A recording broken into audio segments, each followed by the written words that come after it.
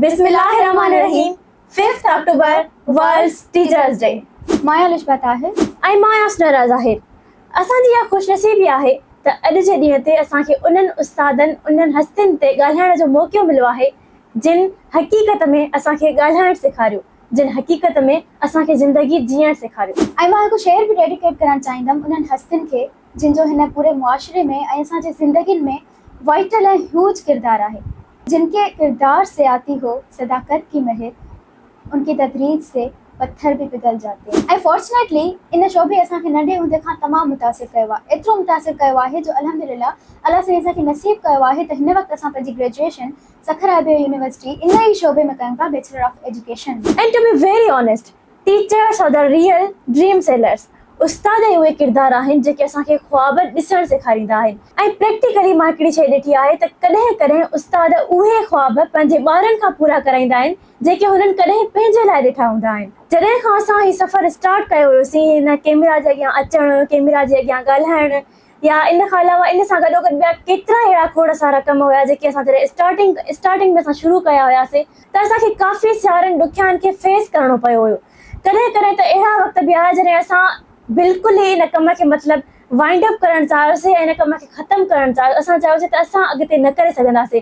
ऐं रियली इलाही स्टूडेंट्स अहिड़ा हूंदा आहिनि जिन सां इहे वाक़िया इलाही दफ़ा थी चुका हूंदा आहिनि, जॾहिं उहे पंहिंजो मतिलबु गिव अप करे छॾींदा आहिनि त असां हिन फील्ड खे कैरी ऑन न करे सघंदासीं, असां पंहिंजी हिन स्टडीज़ खे या असां हिन पंहिंजे कहिड़े बि कम खे मतिलबु कैरी ऑन न करे सघंदासीं। पर उस्ताद उहे फ़रिश्ता, उहे एंजल्स असांजी लाइफ में उन वक़्तु ईंदा आहिनि जॾहिं असां पाण खे बिल्कुलु ई लो फील कंदा आहियूं ऐं असांखे अहिड़े अंदाज़ में मोटिवेट कंदा आहिनि, अहिड़े अंदाज़ में नया ख्वाब ॾेखारींदा आहिनि जो असां मतिलबु उन पंहिंजे ख्वाबनि खे पहिरियां खां वधीक पॉज़िटिव थी करे पूरो करण जी कोशिशि कंदा आहियूं ऐं उन सफ़र ते वधीक पैशनेट थी निकिरंदा आहियूं। ऐं असां जहिड़नि स्टूडेंट्स में जेके जिन उन वक़्त में पाण खे लो फील कंदा आहिनि, उन्हनि में हिकिड़ो नओं रूह फूकिजी वेंदो आहे ऐं उन्हनि में हिकिड़ो नओं अज़म पैदा थी वेंदो आहे त no, we can definitely do this.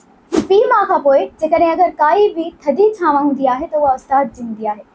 अगरि असां कंहिं बि इंसान खे ॾिसूं था, उनजी ख़ूबसूरतीअ खे ॾिसूं था, उनजी बीहक खे ॾिसूं था, उथण वेहण खे ॾिसूं था, त उन में मेन किरदारु उनजे अंदरि मौजूदु स्केलेटन यानी ढांचे जो आहे। अगरि असां उनजे जिस्म मां ढांचो कढी छॾियूं त उहो ख़ाली सिर्फ़ु गोश्त बचंदो।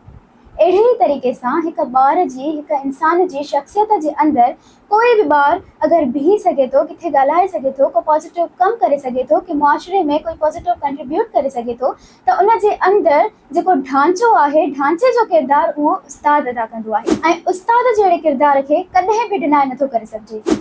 ऐं मां त पंहिंजी ज़िंदगीअ में प्रैक्टिकली इहो मौजज़ो ॾिठो आहे त इम्पॉसिबिलिटीज़ खे पॉसिबल में कीअं कन्वर्ट कबो आहे, इहो उस्ताद खां सिखिजे। हूअं त काफ़ी सारा अहिड़ा शोभा आहिनि। तव्हां अगरि इंजीनियर खणो, तव्हां अगरि डॉक्टर खणो, तव्हां अगरि बार्बर खणो, त उहे जेके बि प्रोफेशन्स आहिनि असांजा, उहे पूरा सिर्फ़ु ऐं सिर्फ़ु पंहिंजो कमु कंदा आहिनि। अगरि हिकिड़ो डॉक्टर हूंदो आहे त उहो सिर्फ़ु ऐं सिर्फ़ु पेशेंट सां डील कंदो आहे। अगरि हिकिड़ो इंजीनियर हूंदो आहे त उहो सिर्फ़ु ऐं सिर्फ़ु आर्किटेक्चर सां ई डील कंदो आहे।